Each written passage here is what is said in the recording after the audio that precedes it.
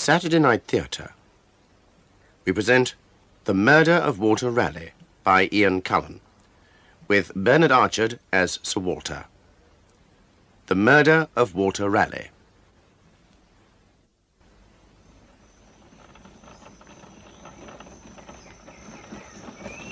Jeez, you, it's hot. Aye. The sun not full up yet. How far now to the mine, Captain? Once we pass St. Tome, 12 miles. Keep them still, Master Watt. The town's close by. Right, Captain. Quiet! Keep the animals still. You'll have the colonists down on us. Quiet there! Who'd want to live in a hellhole like this? Spaniards are used to hell, mister. It's their natural home. Well, I wish Sir Walter were here. And I. At sea, I'll lead a score of ships and never think to worry. But here, on land, with the sea out of smelling, I need to be led. All quiet, Captain. Will there really be gold at your father's mine, Master Watt? Aye, if my father says it. There's gold enough for the taking if the Spaniards haven't found the mine. Ambush! Take cover! Pikemen! Ready! Spanish militia! A trap! Follow me, lads! What? Come back! I'm on my heart! Follow him! Englishmen! Attack!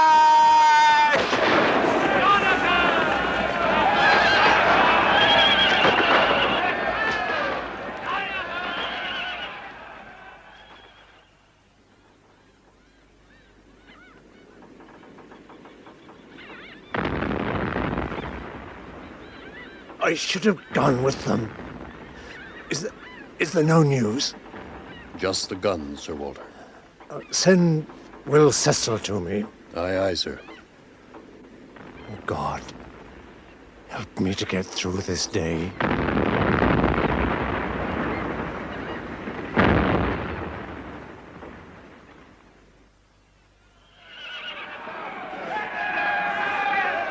The Spaniards are broken, Captain. Master Watt? Dead, sir. He died on the first charge with a dozen pike wounds. Burn St. Tome to the ground. Leave only the church. We'll bury him at the altar. Right, Captain. Captain Keynes! Where are you, Captain? Here. Well? We found these papers, sir, in the town hall. Yes, yes. The lieutenant said to find you at once, sir. Here, give them to me. You have your orders. Yes, sir. I'll report to Sir Walter. God help me.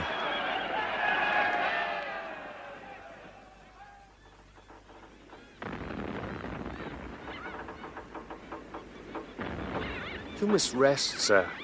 You've been very ill. Rest? While my men are dying? Who's that? Someone coming from the forest. Wounded.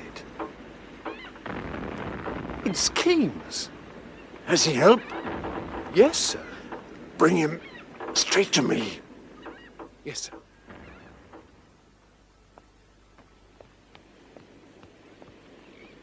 Is Captain Keynes, Master Cecil, and wounded? Keynes! For the Lord's sake, what's happened? It was a trap, Master Cecil. They were waiting near the gold mine. Hundreds of them. And with cannon. But how did they get... We were ambushed. Without warning. 14 men fell at the first assault. We had but a few muskets. What can pikemen do against cannon? And my son, Captain. Sir Walter, you should be abed. Is my son safe? Is what dead, Captain? He was the first to fall. How did he die? A hero's death, sir. Single-handed, he broke the Spanish line. But before the Spaniards fled, 100 of our Englishmen lay murdered. What can I say to my wife? Oh, my poor Bess. We chased them back to St. Tome. With their own cannon, captured their town. Did you continue to the mine? Well, that was my intention, sir, but one of the soldiers was in the governor's house. Looting? They were angry, sir, and out of my control. He found these papers. What papers? The inventory of your fleet, which you drew up yourself and gave to Lord Cecil. And dispatches from Gondomar to the Spanish king written before we sailed. The complete plan of our voyage, our route and watering places, the exact location of your gold mine, and every detail of our strength. Let me see.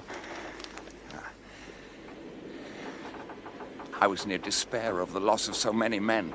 And, Master Watt, the Spaniards were rallying to attack again. We had little hope to regain the ships. No hope, nor point in continuing to the mine. Then what did you do, Captain? I was angry, sir, and betrayed. What did you do? We sacked the town, except only the church, where I buried young Watt at the altar.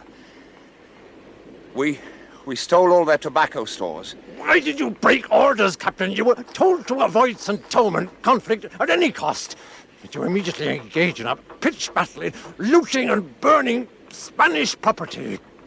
You return without 1 ounce of gold and with a useless cargo of tobacco. If I land at Plymouth with tobacco, the king will have my head. You tell me that my son is dead. Well, I'd rather lose 100 sons than be accused of having escaped from the tower by a lie. The gold mine is there. By your traitorous actions, you had made your venture desperate, but you had no cause save cowardice to abandon it. You cannot be accused when you show those papers. You were betrayed. By you, Captain. Can I accuse the king? My wounds need care, sir. Oh, get away and bind them, Captain. I hope that I can yet give you cause to love me, sir. You will give marvelous satisfaction to my enemies. Help the captain there. Aye, aye, sir. Sir Walter, will you return to your cabin? Aye. Hopefully to die. Oh, would I'd never left the safety of the tower. Never heard of this accursed expedition. Why did you come, sir? 'Twas Henry's wish. He engineered the voyage to keep me out of prison. Prince Henry?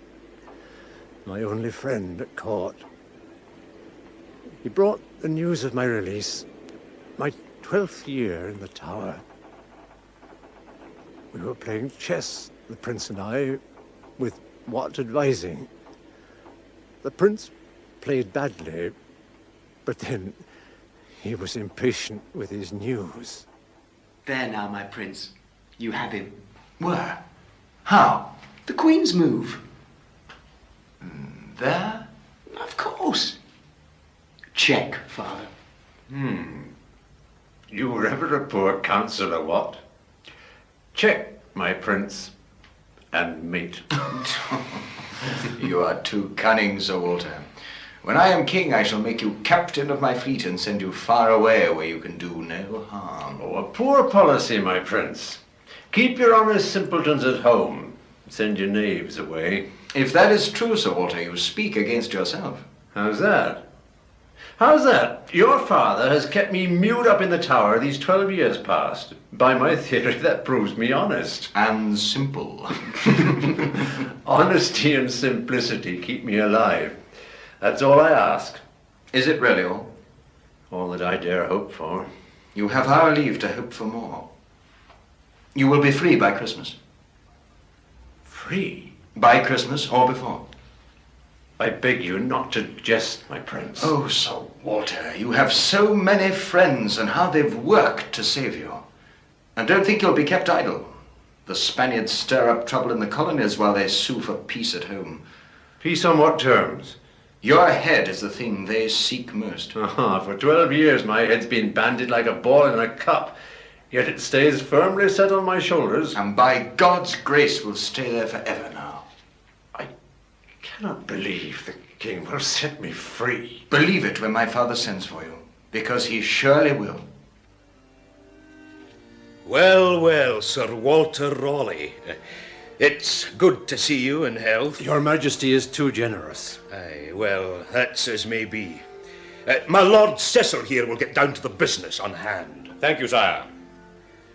Walter, some years ago you claimed to have found a gold mine of fabulous wealth in the then English colony of Guyana. I did find it.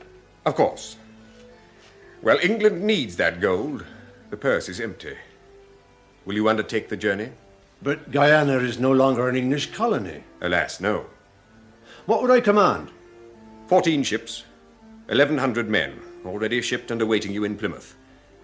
You may trade en route, but you must find the gold and return to England within 2 years. You understand, Ralegh, this is not an expedition against Spain. She is our ally now. Your Majesty, I am an old man. Nonsense. You're but 10 years older than Cecil here. You're out of condition, that's all. Is there no one else? We wish you to lead the expedition, Sir Walter. None other. Will you serve the king? Forgive my doubt, sire. I'm overwhelmed by this sudden change in my fortunes. Good. Now to details. You must set down the details of your route, your landfalls, and estimated dates of arrival at each. Also, the whereabouts of your gold mine. With a map, of course, and details of any inland expedition you may mount in the colonies. Will that be necessary, or wise? For our eyes only, Walter. A precaution against misadventure. I understand, Robert. And you must undertake to further the peace with Spain. You'll appreciate that. If it is your wish, sire. Have you told him, Father? Whisht, Henry, I'm about it. It's not a mere whim, Ralegh.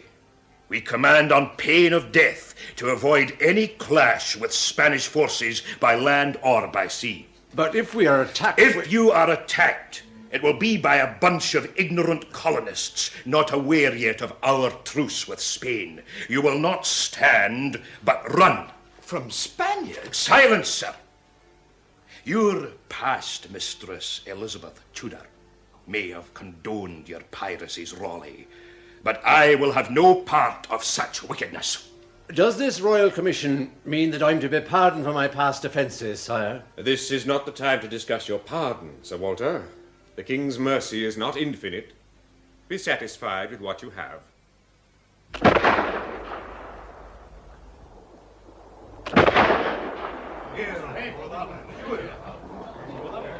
What is it, Will? I think I was dreaming. I'll find out, sir. Well? Oh, it's Captain Keen's, Master Cecil. He... Out with it, man. He's shot himself, sir. The first ball but wounded him, and so he fired again. Is he dead? Oh, he could never bear your anger, sir. And so leaves me alone to face the kings. Bury him ashore. We'll sail on the tide. I'll see to it, sir. You must rest. Rest. Dear Father, oh, help me to die quickly. Oh, give me the courage to face Bess with the news of our son, Wat. Forgive my weakness and my anger. Take Wat to your heart, who died despising me. Help him to understand. I don't understand you, Father. 36 of our men in clear sight, tied back to back. Why will you not rescue them? I must obey the king's commands in everything. Then let me take a shore party. 10 men will do. No, the Spaniards are seeking to provoke me into an attack. They were expecting us to water here, waiting. How long can our men stand it, sir? They'll go mad in that heat without shelter. Aye, Captain, but they won't find shelter until we sail. Give the orders. And leave them to the Spanish galleys. It's that or stay and watch them broiled alive in this damned heat. I cannot aid them without bloodshed. Give the order, Captain. Aye, aye, sir. Look, Father! The Spaniards are out from the trees. They've seen us preparing to leave. Aye, we've cheated them of their real prey, Wat. You must believe that. Those men are not colonists, they're Marines. Landed there to await us, as at every other landfall. Father! They're killing our men! Butchering them! Oh, have mercy! We must turn back! It's too late! Not for vengeance! Father, turn back! I cannot! It would be a crime against the peace! King James' own book calls for an eye and a tooth for a tooth. Those butchers will have justice, I swear it! You will beg for justice as the king has begged for peace! Peace and justice must rule the world, they must! I wish I were commander here. I'd show the Spaniards justice. Then they would beg for peace like in Elizabeth's time. I'll not have that wretched woman dragged from her grave and hurled into my teeth. I wish she could be waked to hurl into the teeth of Spain. Then they would know the Lion was alive again, and we would be in safer state.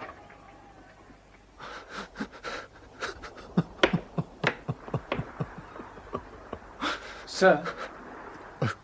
Sir Walter? Yes.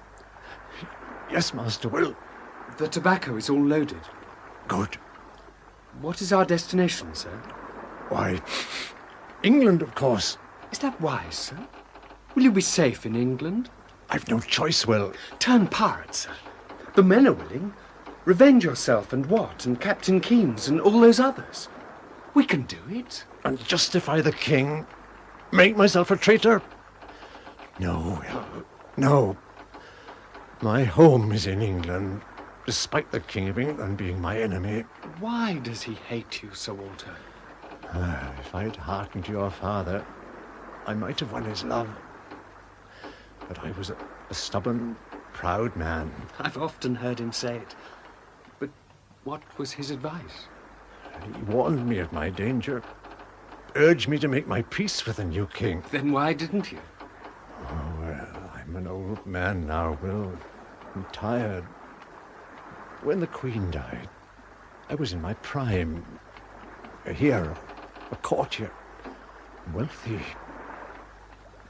I was arrogant, vain, glorious, and I thought unassailable. Why should I pander to any man, even a king, whom I'd never wronged? I can't believe you were all those things. 15 years ago, they weren't vices, Will. All England under Queen Bess was arrogant, vain, glorious, and unassailable. We feared nothing, not even the new king from Scotland. Your father was wary and gave good reasons. But at the time, no one listened to him, least of all me. I remember his answer when I laughed at him and said I wasn't afraid. But James is afraid, Walter. Afraid of all the men Elizabeth made great. He's a misshapen little man and a coward, but not a fool. Your fine looks, achievements, and popularity will condemn you in his eyes as surely as they recommended you to Elizabeth. Nonsense, Robert. James is my new king, and I look forward to meeting him, serving him. He'll soon realize his good fortune. He'll never believe you, Walter. Why, then the loss will be his own, not mine. Your pride will trip you, Walter. These Stuarts are foxes. But you are the chief fox, Robert. No Stuart will beat a Cecil. I am journeying to Berwick to meet James on his progress to London. I beg you to accompany me, Walter. If I must crawl to Berwick to gain his favour, I'll endure without it. He is already against you. If that's the case, then a journey to Guyana would be too brief for me to make my peace. Now you go, Robert, and sweeten him towards me. At least join us before we reach London. Perhaps. At Oxford. Safe journey, Robert.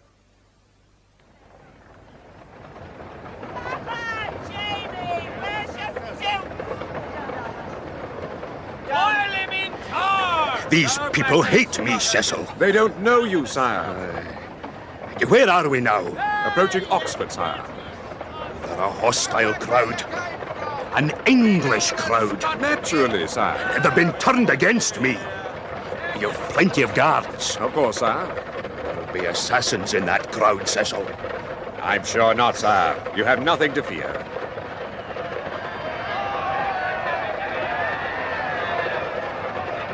There, your majesty. Being a stranger to them, you were not at once identified. It's not their king they call for, Cecil. Sir Walter is most popular in these parts, sire. So it would appear. Stop the coach!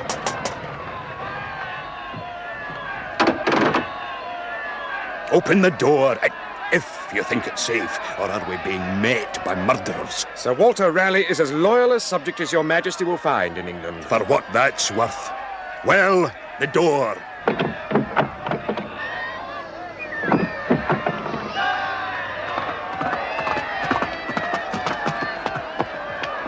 Good morning, Robert. Your Majesty, welcome to London. I'm not there yet. From Oxford, the whole route is lined with cheering subjects. Your journey will be but brief. Cheering for who, man? I hear more cries for Raleigh than for James. Your Majesty, may I present Sir Walter Ralegh, Captain of the Royal Guard. Raleigh. Aye, and Raleigh have I heard of you, man. And where was the captain of my guard at the border? Making London secure for you, sire. I wonder. And was it you bribed yon cheerers to humiliate me? If I have bribed them, sire, 'tis with my blood, spent freely for them over 30 years or more.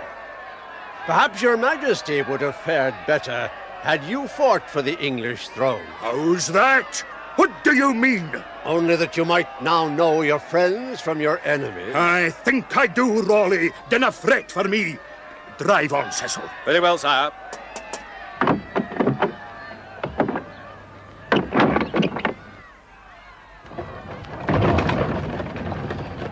Not have that man about me. He's a traitor. I assure your Majesty. The man hates the Stuarts. He loved Elizabeth, sire, but that's a different matter. And what of you? Sire? Does Elizabeth hold your heart, Cecil? My duty and loyalty lies entirely with you, sire. Then do as you're bid. I'll not have that man captain of my guard. I'll not have him at court. You're to find proofs that will rid me of him. You understand me? Yes, sire. I want him dead. But I want it legal. I'll not have him made a martyr. See to it, Cecil. Soon.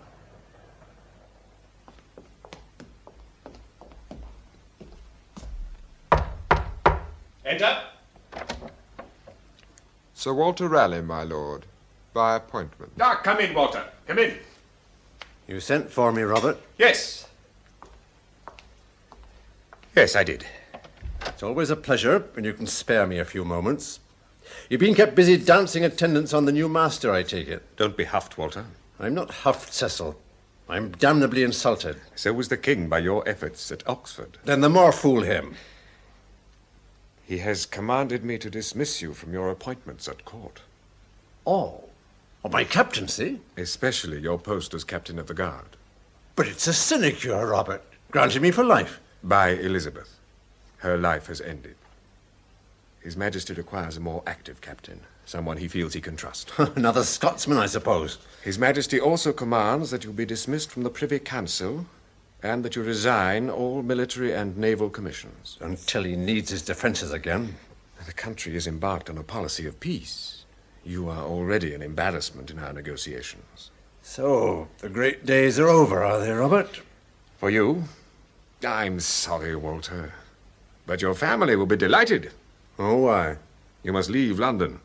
You're not safe here any longer. Retire to Sherborne. Is that also a command? No, just sound advice. Even James, vindictive as he is towards you, may leave well alone if you're out of sight. So, I rot in the country. Oh, come now, it's not so bad. You love Sherborne. You always talked of retiring there. But not yet. I've years of service in me. Then serve your wife, serve your son, and serve yourself, for you'll not serve James. Very well, Robert. This time I'll heed your warning. Good. And now to more cheery things. You'll have company on your journey. I've written to Lady Ralegh and begged her to give house room to my son, Will. The boy's under my feet here at present, and there's no fear of plague at Sherborne. Oh, that's splendid. He'll be company for young Walter. And I take it as a mark of your continuing affection that you choose us to house the boy. Trust me, Walter. I'll do what I can to soften the king. In the meantime, be happy at Sherborne.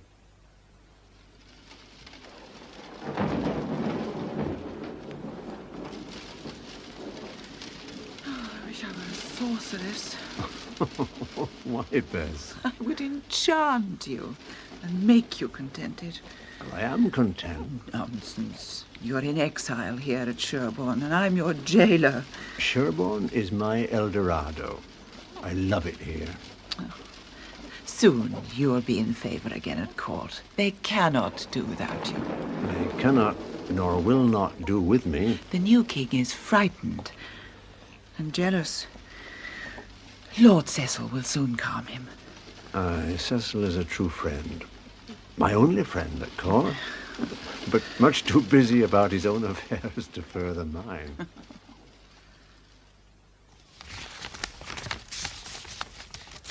Lord Copley and Lord Brooke have both confessed under persuasion to a treasonous alliance with Spain and to a plot to murder your majesty. These confessions are signed and witnessed and implicate the following: Lord Parham, Lord Brooksby, Lord Cobham, and the priests Watson and Clark. But not Ralegh. No, sire. These others are all minor men, mind-dominated by that Devon sorcerer. They must accuse Ralegh. Lord Cobham is Raleigh's great friend. If he were to accuse Ralegh, it would carry weight. Then see to it. Stretch him until he snaps. He'll be needed at the trial, in good condition. What trial? Ralegh must have a public trial and be faced by his accuser. Will Cobham do that? We will find a way. With no strong witness against him, Ralegh will go free. Witness! The whole world knows that Ralegh hates me, mocks me. He's a traitor in thought, if not in deed. He cannot be condemned for his thoughts, sire. The people will not have it. Damned English care more for Ralegh than they do for their king. Is he in London yet? He will come. I've written to him most pleadingly. You've great faith in him. Ralegh has many faults, sire, but he is loyal to his friends. Though not to his king, it would seem. Is Cobham arrested? Not yet, sire. Once the head is in the tower, the tail may wag more freely. Aye, very wise. And the deeds that Ralegh drew up to make Sherborne secure for his heirs, have you examined them? They appear to be in order, sire. There must be a fault. I am not a lawyer, sire. I have given the deeds to Sir Edward Cook. If there is a fault, I will trust him to find it. I must have Sherborne.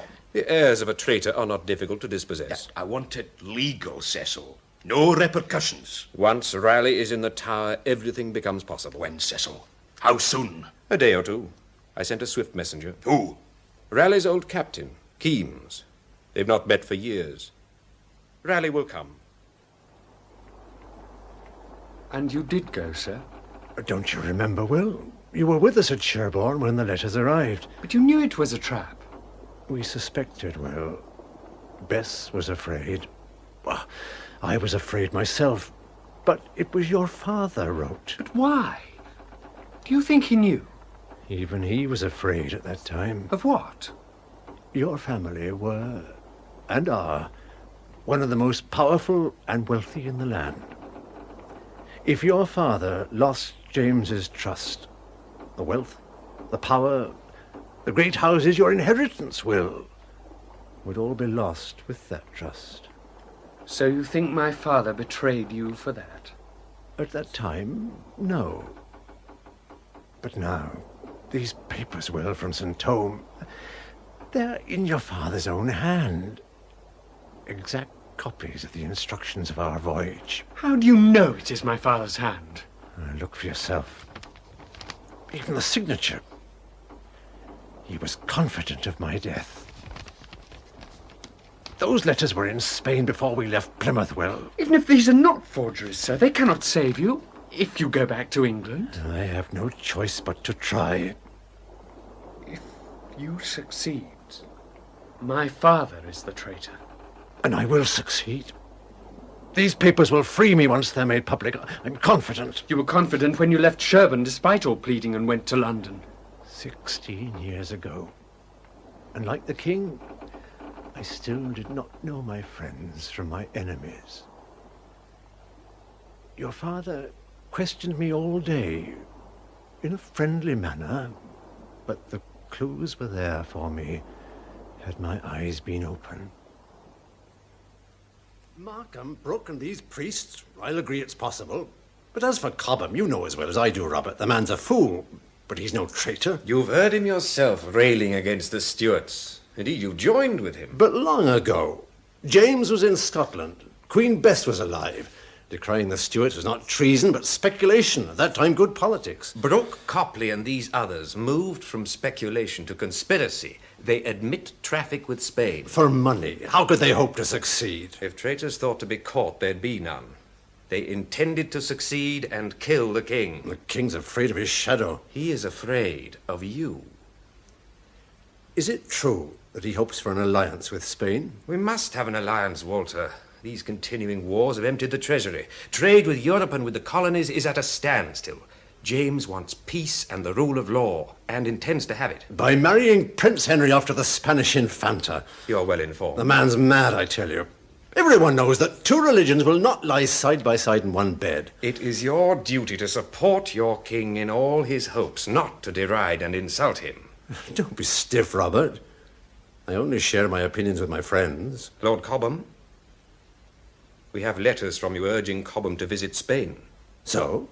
The war was over. We needed news of what the Spaniards were up to. It was not your place to seek that news. It was before James dismissed me from the Privy Council. The letters are undated. Then they may go back to the old Queen's time. There's no danger there. Then what of this? I quote Walter. As Walter is my friend, I will obey him, but his schemes confound me. I wish that he would leave me alone. Who wrote that? Cobham, to his brother. When? Again, no date. Conspirators are careful. Conspirators? What are you saying, Robert?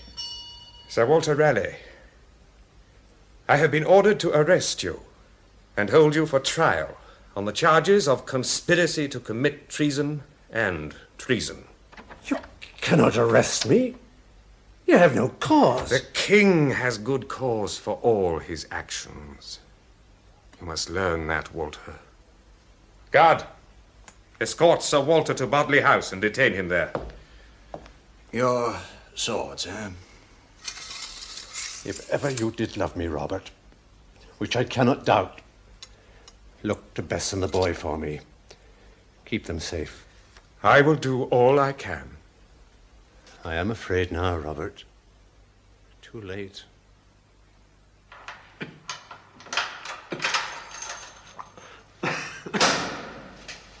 Who is it this time? It's me, sir. George Harvey. Ah, welcome, George. My only friend. Without, alas, the power to help you. The news you bring is help enough, George. God knows it's mostly bad.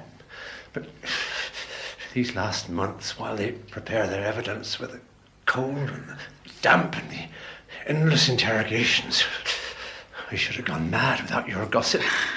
My father has consented that you shall have a fire, Sir Walter. Oh, God bless the Lord Lieutenant of the Tower. Then where is it, George? Bring it in. Bring it in. In here. Right, sir. I took the liberty of bringing it myself. Oh, you're a good friend, George. It would suit the king admirably if I were to die here, ague or the plague. Now, what news? Rumour has it that the king has given Sherborne to young Robbie Carr. They say that his men are already plundering the estate. Oh, Bess, keep safe. What else? Sir Edward Cook is here again today. I know. Each time they question me, they're amazed that I give nothing away.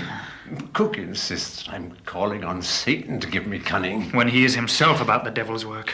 Still, those law books you brought me are comforting. I know that I have done nothing that can be construed as treason. Thank you for them. Oh, it's my duty, sir. Have you any other news? Lord Cobham has been shown the rack again, but will not amend his confession to accuse you. He should never have confessed. The law books all agree that an accused man should keep his own counsel until faced in open court by his accusers. But a guilty man may expect some mercy if he admits his fault. Oh, from James Stewart. Lord Cecil and Sir Edward Cook. Now we'll go through it all again. You know, George, only an Englishman would have the audacity to offer me a place in heaven if I'd confessed to a crime uncommitted.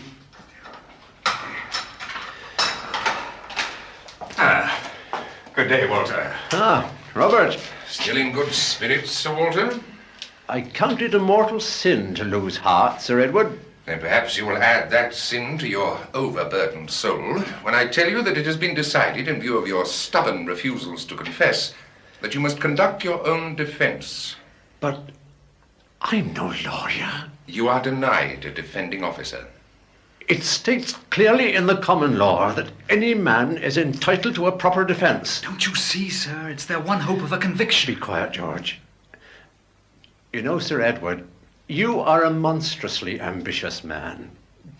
When I see you, I'm reminded of the man I once was myself. Oh, you were ambitious for England. He's just greedy. Go, George. Good advice, Master Harvey. But no, not another word. Oh, very well, sir. He's but a boy, Robert. Well, Sir Edward, your news does not make me despair. I have but one friend in England to whom I would entrust my defence. What friend is that? Myself. With you, my enemy, Robert, who else could I trust? Lord Cobham has amended his confession and names you as his leader. That is a lie. True, Walter. He had confessed to a minor plot led by some priests and aimed at the king and his heirs, but now tells of a greater venture led by you and aimed at the state. There was no such plot. He swears it before God and his priest. Then he was more than shown the rack. Lord Cobham is in good health. This confession sprang voluntarily from a genuine repentance. He will retract. No, Walter, he hates you.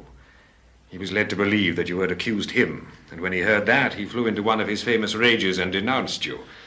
All that he said was taken down, and, still raging, Cobham signed it. Unorthodox, but effective. When he learns that he's been tricked, he will recant. He is to remain in solitary confinement under close guard until your trial is over. Then I will write and beg the truth. No one can communicate with Cobham until he's exposed you for the vile and filthy traitor that you are. Robert, help me. My powers are weakened by my love for you, Walter. Confess and trust in the king's mercy. Confess to what? Lack of judgment in my choice of friends? Too great a love for England? Too great a hate for Spain? Leave us, Sir Edward. I must be present at all interrogations of the prisoner. If you value your position, obey me. The king shall hear of this.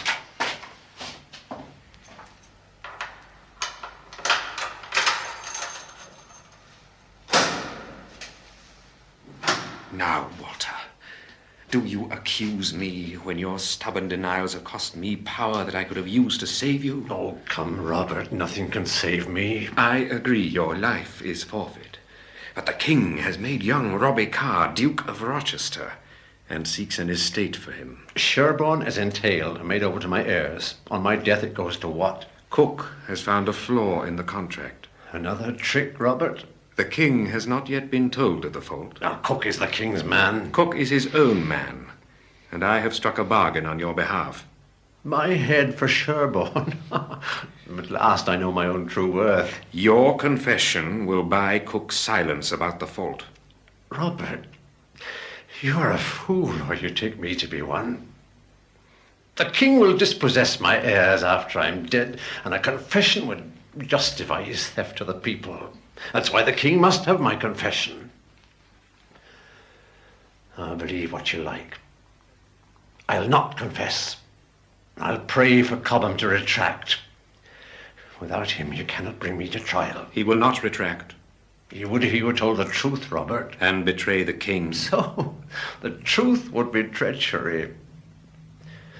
Oh, Robert, persuade James to see me. Perhaps I can move him to reason. He will never see you, and even if he did, it would achieve nothing. Your flattery and fine looks could ward off Elizabeth's anger, but this king has never loved you as she once did. He remembers that you had his beloved Essex killed.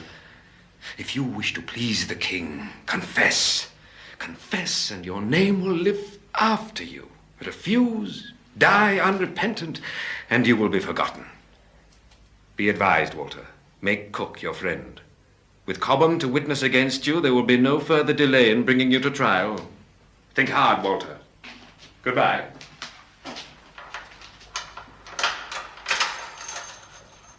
Eavesdropping, Harvey? I brought his supper, sir.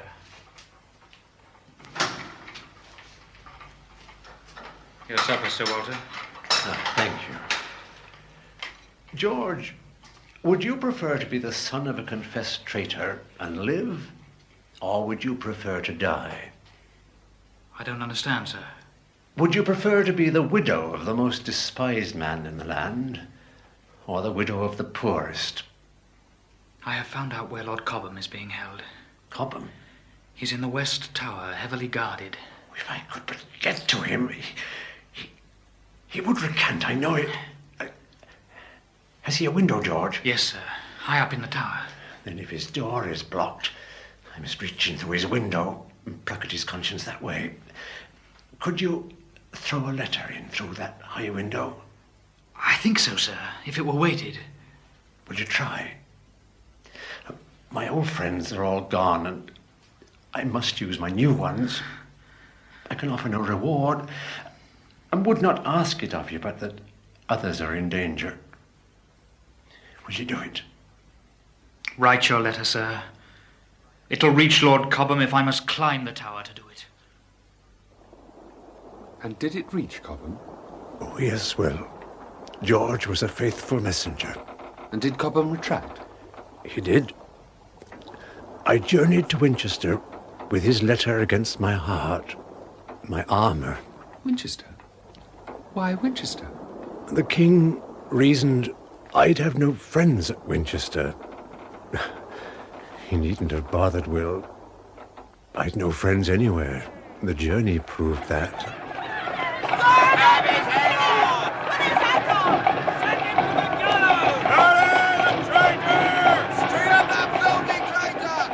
To judge by that journey, I was the most hated man in England. Every hamlet and village turned out to jeer at me as I passed. They knew you were coming? Oh, yes. It was a rude shock for me, Will.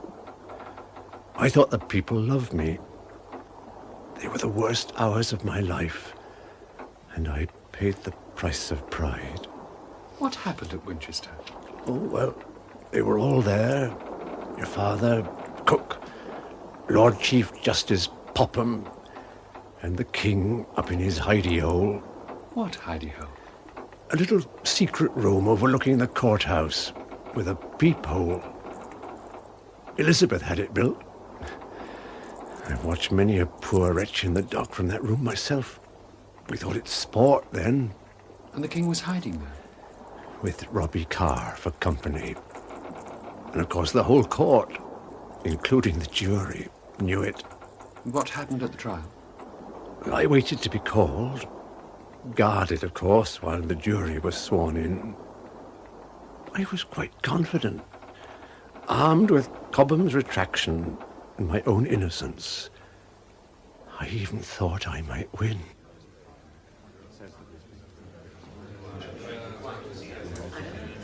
Is everyone here who should be here, Sir Robert? Not yet, Popham. Sir Edward is with the king. Then we are proceeding with the case? Do you think we travelled from London to Winchester in order to dismiss the charges? Sergeant Heel, may we have order, please? Pray silence for the King's Lord Chief Justice. We are met today to hear the case of Crown against Sir Walter Ralegh. Shame! Bring in the prisoner, Sergeant Heel. Bring in the prisoner.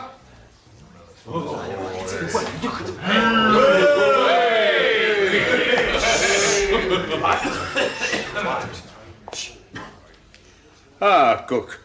I understood that you were with the king. My apologies, Lord Chief Justice. Until a moment ago I was. I had feared that removing these proceedings to Winchester would rob us of a royal audience. But here comes the villain, Ralegh. Silence! Silence! Silence! Are you Sir Walter Ralegh, late of Sherborne, and now by order of King James lodged in the Tower of London? I am. And do you owe your allegiance to the Crown of England? I do. Sir Walter Ralegh, you stand before us on a most vile and horrible charge. Do you plead guilty or not guilty? With respect, my lord, I cannot plead until I have heard the charges. You know the charge. You are a traitor. Am I then convicted already? Liberty will not help you today, Sir Walter. Make your plea. My lord, I am no lawyer and am denied the use of one. But if you will not name me on a specific and legal charge, I must ask you to allow me to quit this place. All in good time. Do you see the jury? Yes, my lord. Will you accept them? Yes. You challenge none? I know my own innocence, and I hope them all to be honest and Christian men. Very well. Sergeant Heal will now read out the charges. Sir Walter Ralegh, you are here before this court to give answer to the following. First, that you have conspired with others to kill your king and raise rebellion in the land, with the intent to change the religion of your country to Spanish popery and to subvert your government. Second, you are charged with listening to Spanish brides. Are you guilty or not? Not guilty. Then Sir Edward Cook, the Attorney General, will open for the prosecution. Where does Ada's mother live? Do you know, Jessie? Jessie doesn't know. Jessie doesn't know anything. I do. It's a pleasant enough cottage, but in the back of beyond. She's going to take me there one time. Can I lick the spoon when you finish that, Cook? I'm the first handmaiden ever to see the collection. Not to go there. They've all been there. But to see the collection. Oh, well, that'll be nice. What's a handmaiden when it's his own? Oh, nothing really. Just something. Round and round, regular. That's it. Draws the tide, so shall thy shining light bring radiance to this Flora Mary Carmichael, thy seventh handmaiden, and give her pure and perfect sight. And so we pray. Well, we've got a lot to get through. I'm going to cure your eye. My lords, members of the jury, foul treasons have been unearthed, though no torture was used to find them out, and there has been no rigorous usage of the prisoners. Two foul conspiracies have come to light and have become known since their discovery as the main plot and the buy. Many men, all with cause to be grateful to their country, have confessed that they conspired together to kill the king at Southampton and all his issue. These evil men received from Spain vast sums of gold, which they spent freely to further their awful ends. They plotted to join us in an unholy alliance with our most proclaimed and hated enemy, Spain. I pray you, gentlemen, to remember that my name was never on that list. This was the treason of the priests, and I am not charged with that. No, you are not. Yet all these treasons are like Samson's foxes. Though their heads were severed, they were joined together at the tails. Because our great and learned king can inspire loyalty in all but the filthiest of Englishmen, these plots have been discovered. But if he were not so great a monarch, if he were indeed a fiend from hell, he is still our king by divine right, and every Englishman owes him allegiance. Religion lies at the foot of this conspiracy. The ambition and greed of Rome has led these unfortunate priests and nobles into their sins. But these plotters must still pay the full penalty for their infamy. They must be punished with the full rigor of the law. For only by example can we ensure the safety of our king, his issue, and our country. Mr. Attorney, I pray you, to whom and to what end you speak all this? What has the treason of Markham and these priests to do with me? To whom did you bear malice, Sir Walter? To the royal children? My lord, that arrow is too wide of the mark. Then I will come closer. I will prove that you are the most notorious, odious traitor that ever came before the bar. Your words cannot condemn me. Prove against me any one thing, and I will confess the whole indictment. I will prove it all. You are a monster. You have an English face, but a Spanish heart. My innocence is my whole defense. England, aye, and Scotland too. You incited Cobham. He has confessed as much. He planned to cross the seas and obtain money from the King of Spain. Cobham has confessed his guilt. He cannot confess mine. Did the King of Spain offer you 600,000 crowns? An offer long rejected for me to help forward his peace with Elizabeth. Forward the peace? Is it likely? And would the Spanish king deal with Lord Cobham, who is neither statesman nor swordsman? No. No, he needed a rally to further his plans. What plans? I pray you come to the point. I tell you that I will prove you the most confident traitor that ever lived, the most vile and execrable traitor that ever was. My Lord Justice, can we return to the point? I say again that I am not here to answer for the treason of the priest. And I say again that I will prove you to be the most notorious of traitors. You speak indiscreetly, barbarously, and uncivilly. I want for words to express your viperous treasons. I think that you want for words indeed, for you've spoke the same thing half a dozen times. You are an odious fellow, and hated throughout England for your pride. If pride were the issue here, this trial might prove to be a measuring match between you and me.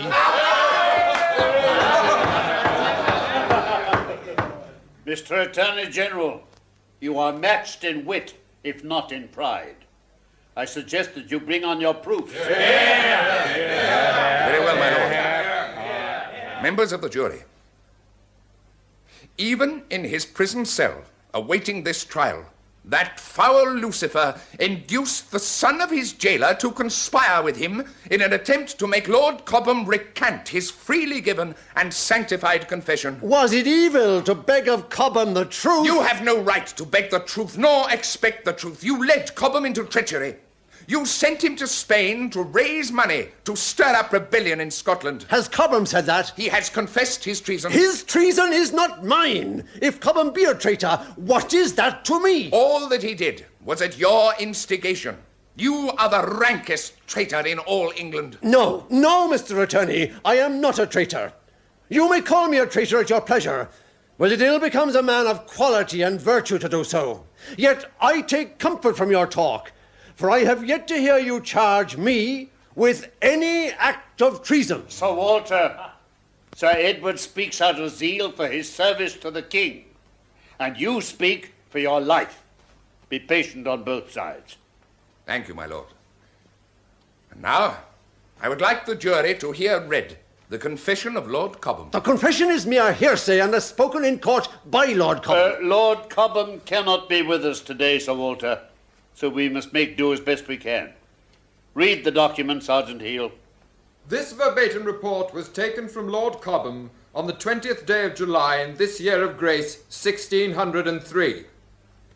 I confess that I tried to procure 600,000 crowns from Spain, and that I agreed to speak with Sir Walter Ralegh about the distribution of this money among those people in England most known to be discontented. I entered into this course at the instigation of my friend Walter Ralegh, and against my own will. Ralegh would never leave me alone till I agreed.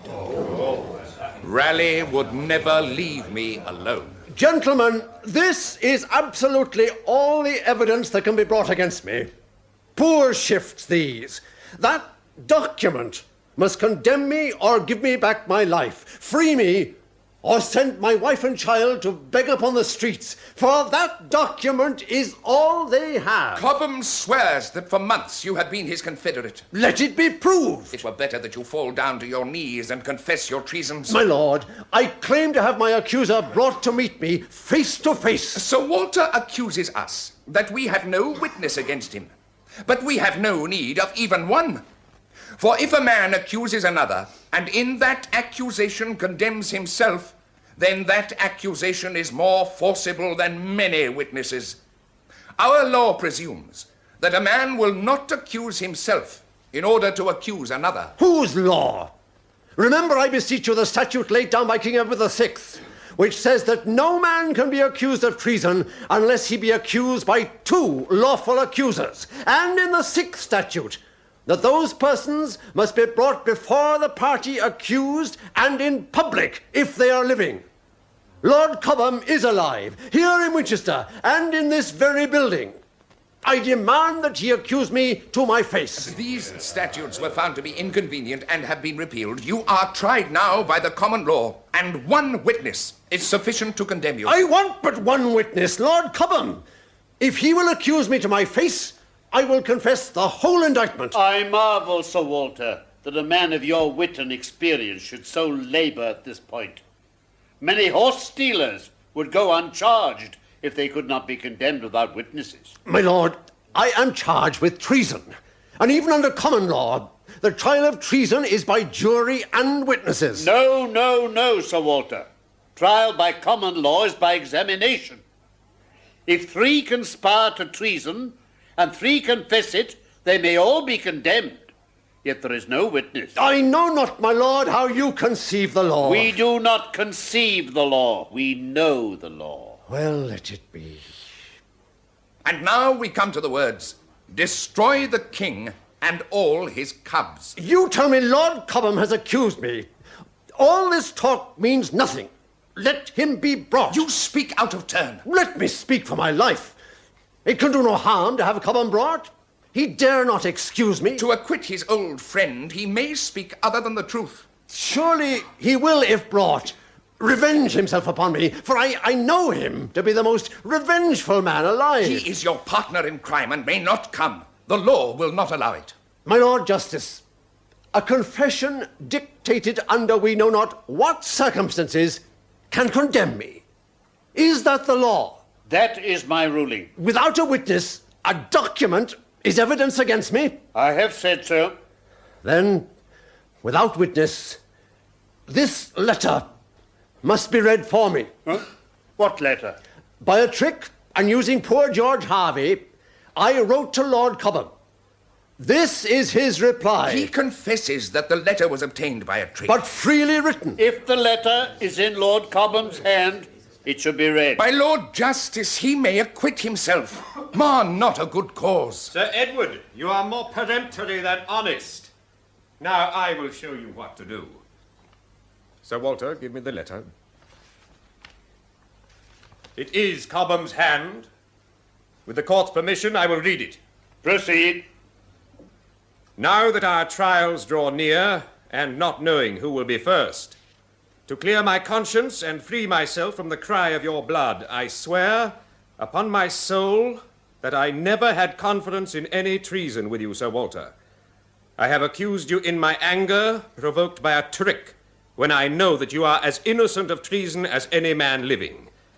Before God, I am now innocent of your blood, and God will deal with me as I deserve and have mercy on my soul. Why has Lord Cobham forsworn himself on his soul, if that letter is not the truth? Now have done. The crown must speak the last.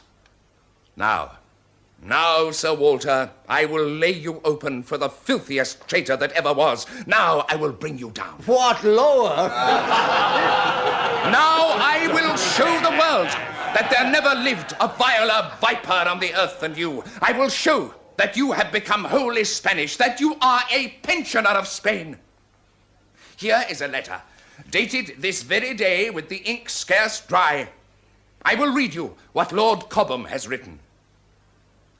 Sir Walter, by a trick, has caused me to withdraw my former truths. Now I am resolved to retract all that he by cunning got from me.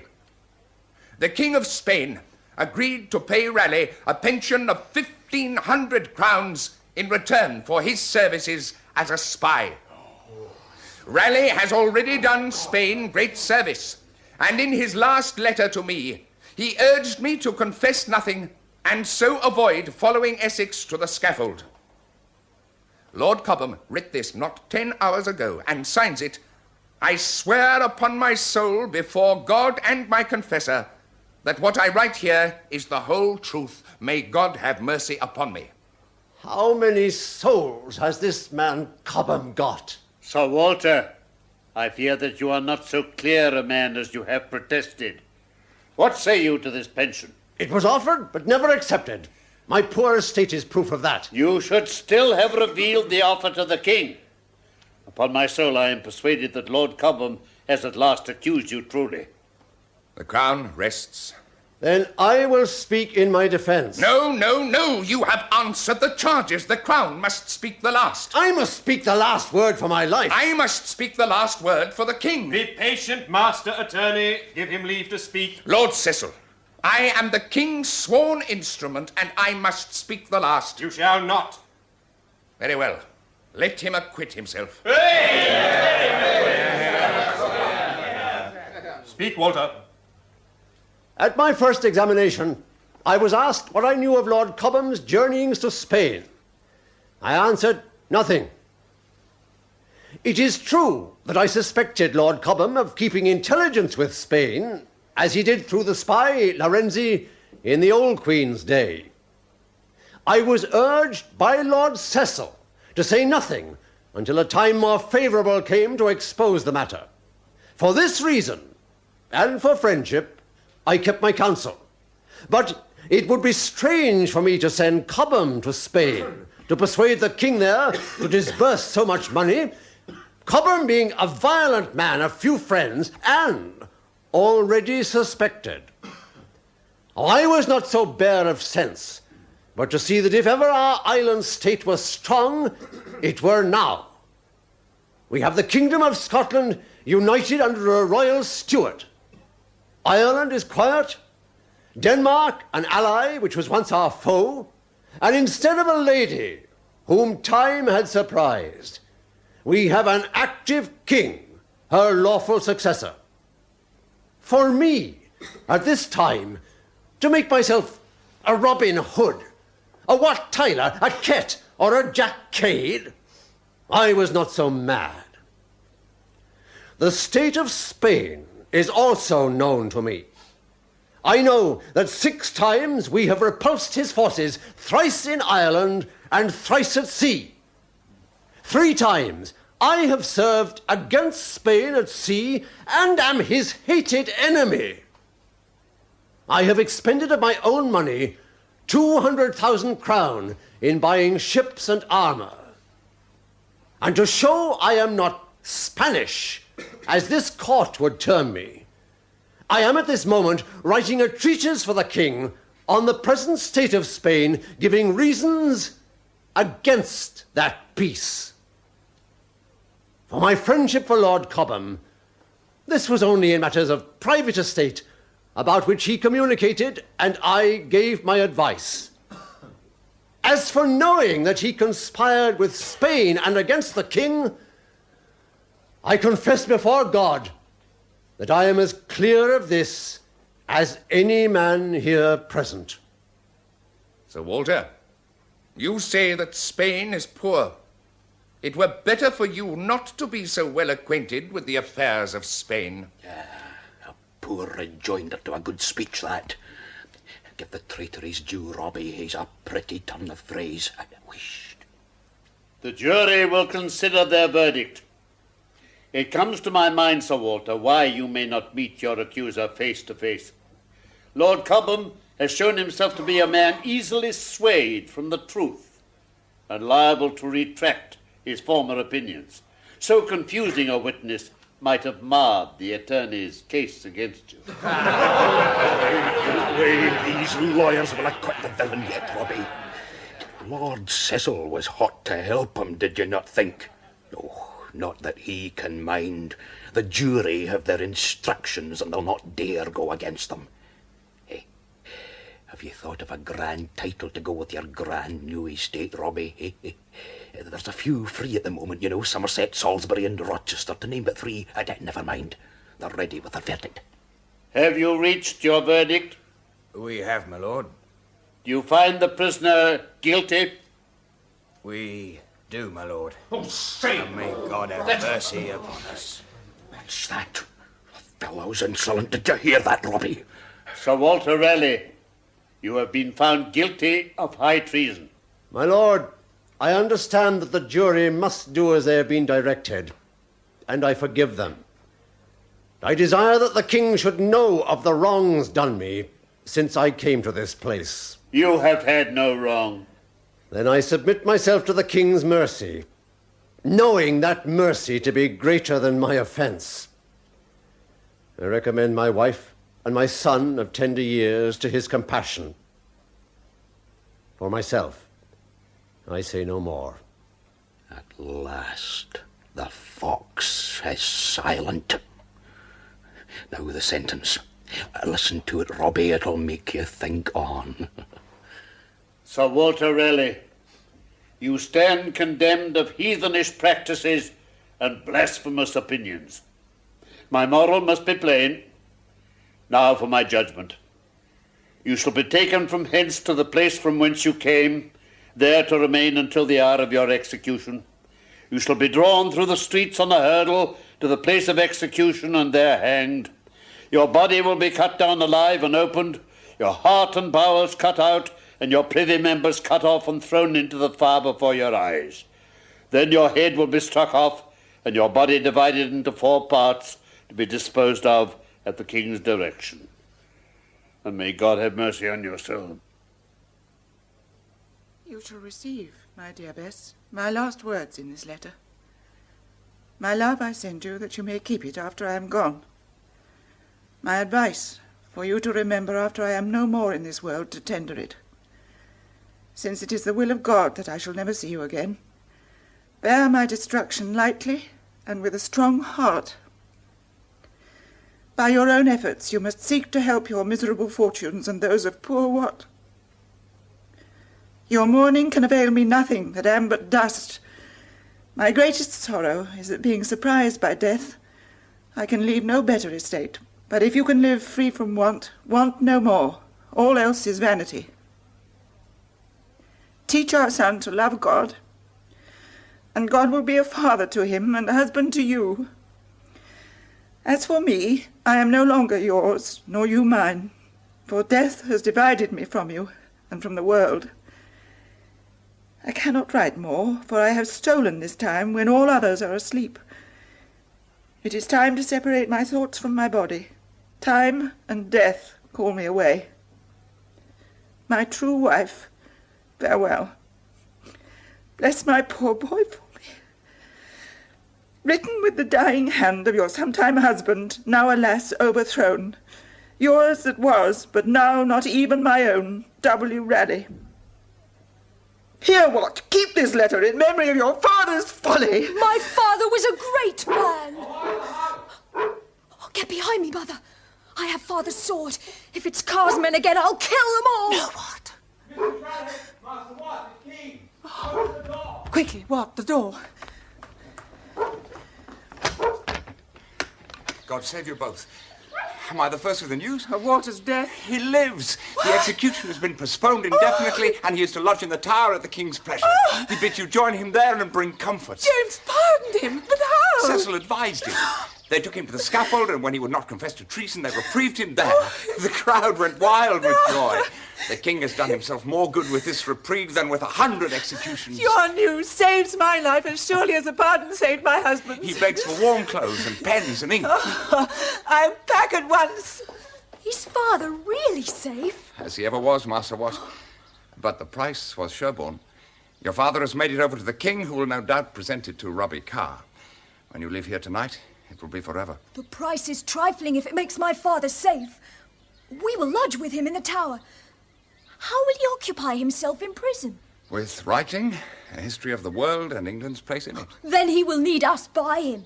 You to recall the facts, and I to make sure he takes his rightful place. He is too modest a man. I enjoyed reading your history. The king was not impressed. And you were 12 years in the tower. 12 years, well, not unhappy years. The Spaniards grumbled and threatened at my being alive, but every year that passed it became more impossible for the king to satisfy them. But why? You were condemned. My history was popular, and it was ludicrous that Spain demanded my head when I stood condemned as their agent. The people soon heard of my trial, or lack of one. And when I walked on the tower ramparts for my daily exercise, there was each day a crowd to cheer me.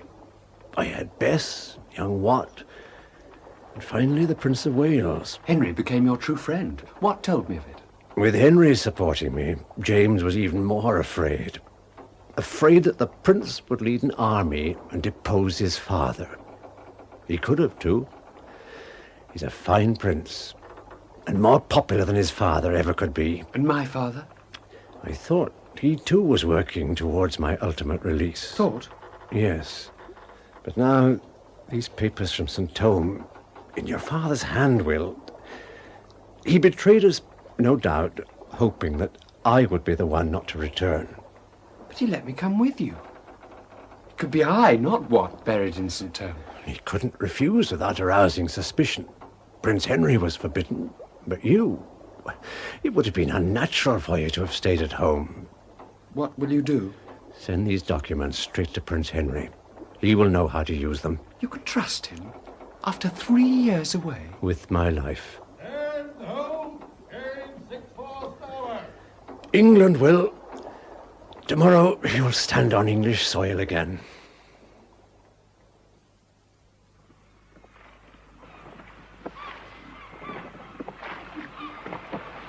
Steady, lads. Starboard gang, your oars.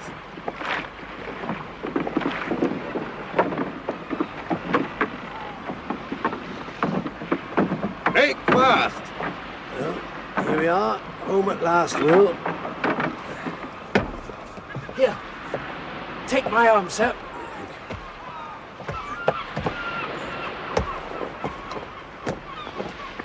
And I've got a reception, I see. It's my cousin, Stukely. Sir Walter Ralegh, I arrest you in the King's name. Expected this. I thank you, cousin. A fine welcome. Walter, they sent me as your friend. Come to your quarters. There's news. Will, see to my baggage, and then join us. Aye, aye, sir. I'm ready, cousin. Thank you, Sir Walter. Guard, forward.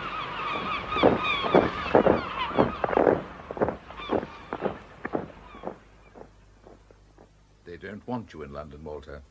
They want you to escape to France. That's why they sent me. Then why am I arrested? The king has no choice. Spain is demanding your head. The alliance is already broken. James must mend it, and this time he will not let you linger. If you go back to London with me, execution is certain. On what grounds? The Spaniards claim that your expedition was an act of war. James pleads that you had orders to provoke no violence, that you acted against his commands, and promises that you will be punished. There were more English sailors murdered before the Destiny even reached Guyana, and there were Spaniards killed on the whole expedition. James says that his orders were for you to kill no Spaniards. None, Walter. My men were murdered on the islands. I took no revenge. St. Thome was sacked and burned against my instructions after a treacherous assault on my land forces. My own son was slain. If it's not lawful for an Englishman to repel force with force, then, oh, miserable England. The Spaniards claim that the whole expedition was a history of unprovoked attacks upon innocent and unarmed colonists. If other pirates can sail to Honduras, burn towns, and kill Spaniards, and suffer no reproaches, then, oh, miserable Sir Walter Ralegh. The king will not listen. Keames led the expedition inland. I was sick aboard the Destiny. Keames is dead. He killed himself in the face of my anger. The king will claim you murdered him to conceal the truth. Cousin, I was betrayed before the Destiny left Plymouth, and have the proof. When these papers reach Prince Henry, there'll be no question, but I'm the victim of treachery, not the traitor. Prince Henry died 8 months ago. What? Some say the plague, some that he was poisoned. He cannot help you now. I have a boat and a trusted crew. Go to France. Bess will join you there. No one will try to hinder you. The prince is dead. Yes. You have no friends left. But I have my proof. These letters, written by Cecil to betray me. The king's commissioned representative. At my new trial, they must acquit me. If they bring you to trial on a charge of treason against Spain, there will be revolution in the land. Well, without a trial, I'm safe anyway. So keep your boat, cousin. I will go to London.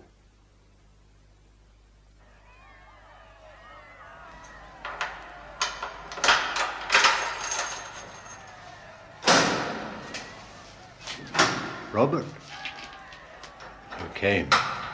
Yes, Walter. Are you well? For an old man. You asked for me. I'm here. Robert, I know that you betrayed me. Will has told me. Then you know of the proofs. If I'm tried, Robert, I must destroy you. Will told me that also. You were a fool to come back, Walter. You could have turned pirate, gone to France. I had money for you there. I'm old and sick, Robert. I want to die in England. You will have your wish. But in my bed, Robert, and free.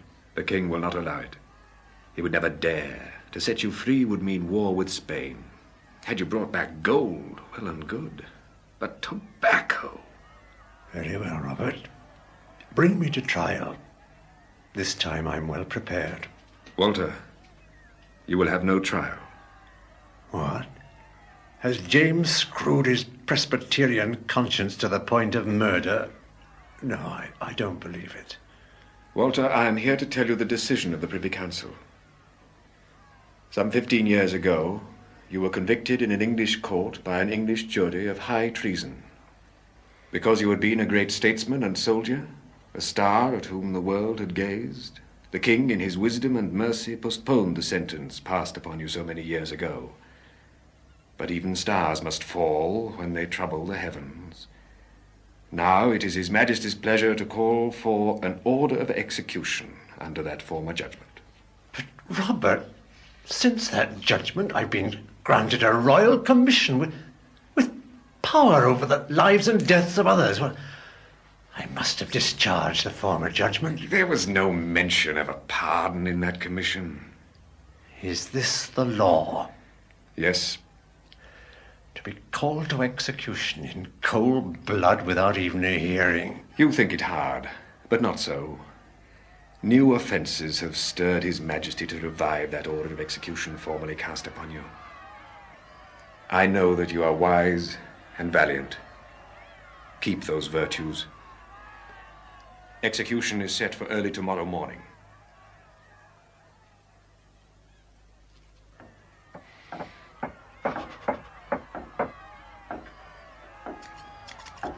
Hello, hello. They're pelting the builders with rocks. Oh, what builders, Barber? Oh, they're making enough row, sir. Haven't you noticed? Yeah, very considerate of them to put it where you can keep an eye on it. You seem happy, Barber. Happy as most days, sir. But insensitive. What's the good of being sensitive, sir?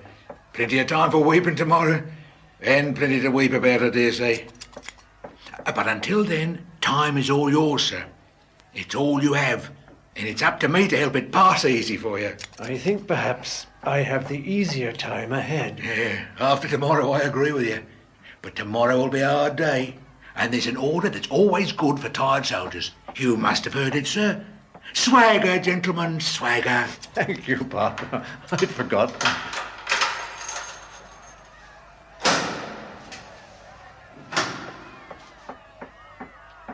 Well, Robert? I've brought a priest. You have more need of him than I. Good day to you, Father. Good day, my son. Walter, I have prevailed upon the king to be content with your head. Your wife may have your body for disposal. You see, sir, the king is merciful. Will you be there in the morning, Robert? It should be a good crowd. I will rise early to be sure of a place. Ah, you must. I can rest easy, for my place is certain. Goodbye, Walter.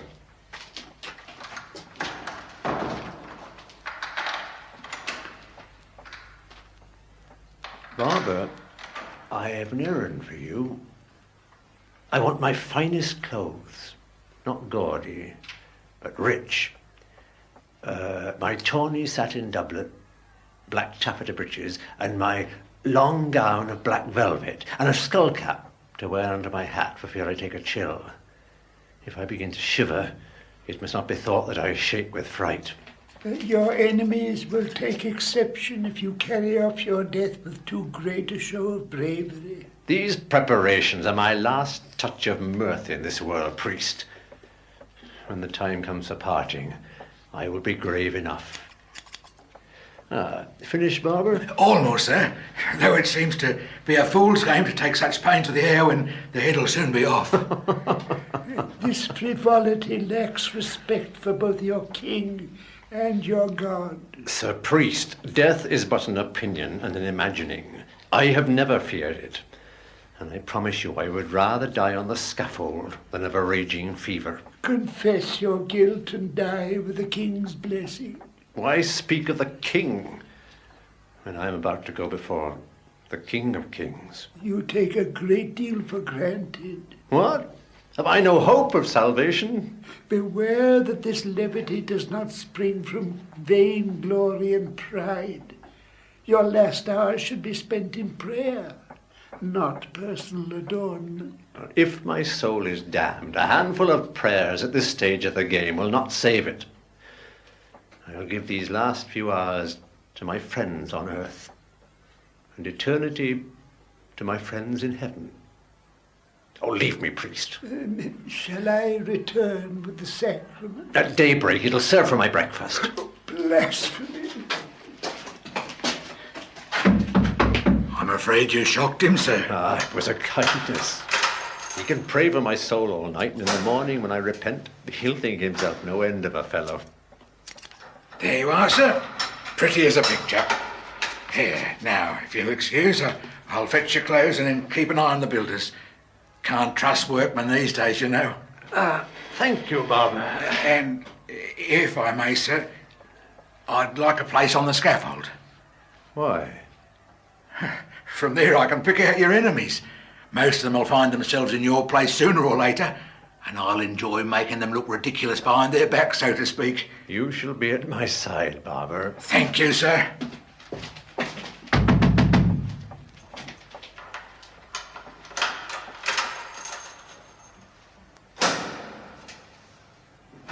Well, he's done. I see. What do you want? I beg pardon, sir, but my orders are that you're not to be left alone. Thank you for seeking to protect me from a self-inflicted damnation. But you've no cause to worry. Why should I trouble to send myself to hell when at the state's expense I shall be transported into heaven in the morning?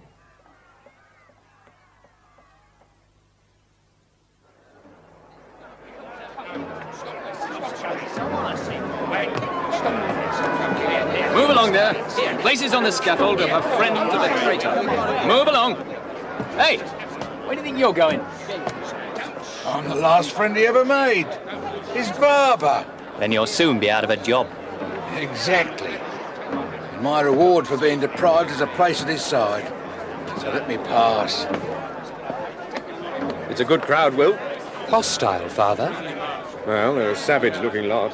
And sullen. I suppose patience doesn't breed life. Patience, Father? They're waiting for a word. And a leader. For what? Revolution? None of the English like the Scotsman. And now the Scotsman kills the greatest living Englishman.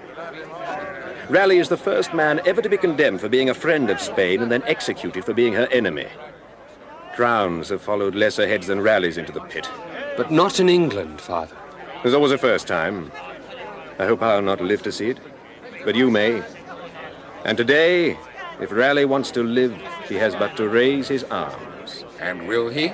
Good morning, Sir Edward. I said, will he? Can England afford a revolution? Certainly not. That's your answer. Ralegh lived for England. He will die for England. All the same, he must not be allowed to speak. If you try to stop him, the crowd will tear you apart. They're an ugly lot. Look, Father. Here he comes.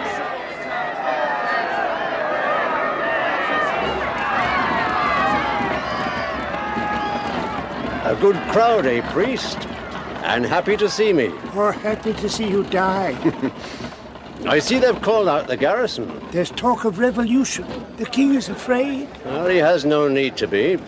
The English love a good execution. They won't deprive themselves of this one merely for love of me. God bless you, Sir Walter. And you, old man. What brings you to risk your years on so cold a morning? I served on your jury at Winchester, sir. I've come to ask forgiveness and to pray for you. Ah, you have no need of forgiveness. But I thank you for your prayers. Here, take my hat to warm your pate. Oh, no, Sir Walter. You have more need of it than I. I've brought a beaker of mulled wine to warm you on your way, Sir Walter. A happy thought. I thank you. Is it a good drink? It would be better if a man might tarry over it.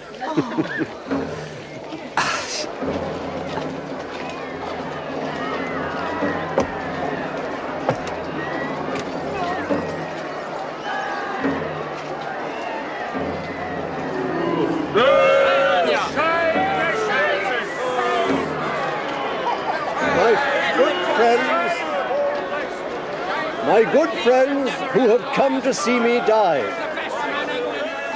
I beg you to bear with me. First, I thank God that he has brought me into the light to die, and that my fever has not made me shake.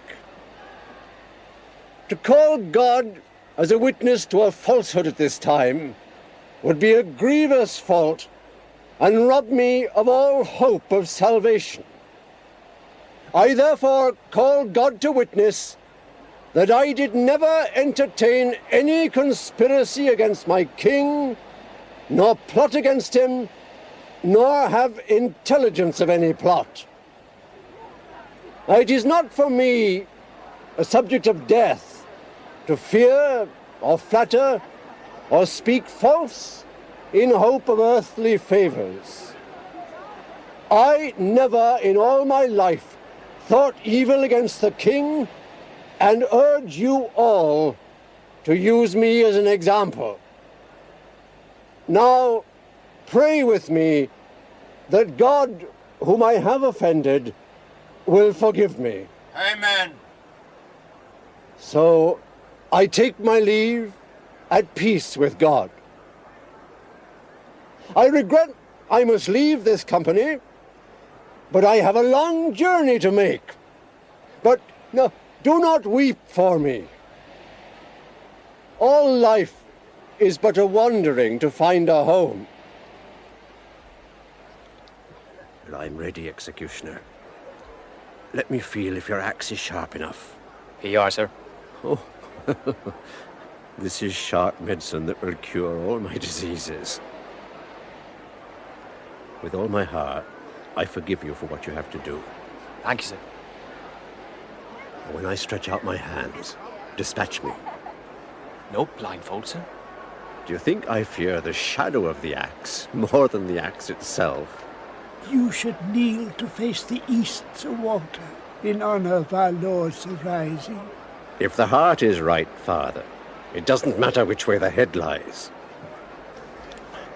Ready, executioner. Now! Strike, man! What are you afraid of? Strike!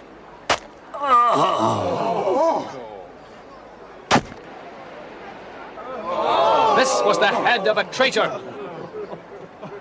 We have not such another to cut off. Cheer up, friend. He was a bigger villain than most of us, lived longer and saw more than we're ever likely to. You stick to your trade of the axe and I'll stick to my barbering. And between us, we'll doctor bigger brains than his.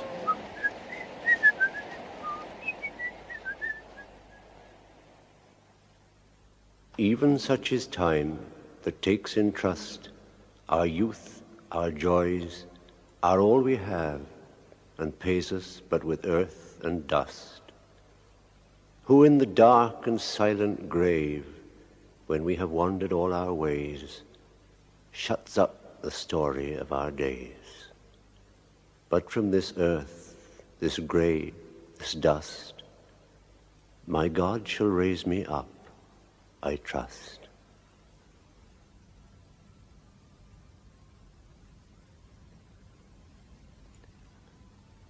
The Murder of Walter Ralegh was written by Ian Cullen and produced and directed by Christopher Venning. You had Bernard Archett as Sir Walter, Kathleen Michael as his wife, Robert Trotter as James I, and John Rowe as Sir Robert Cecil.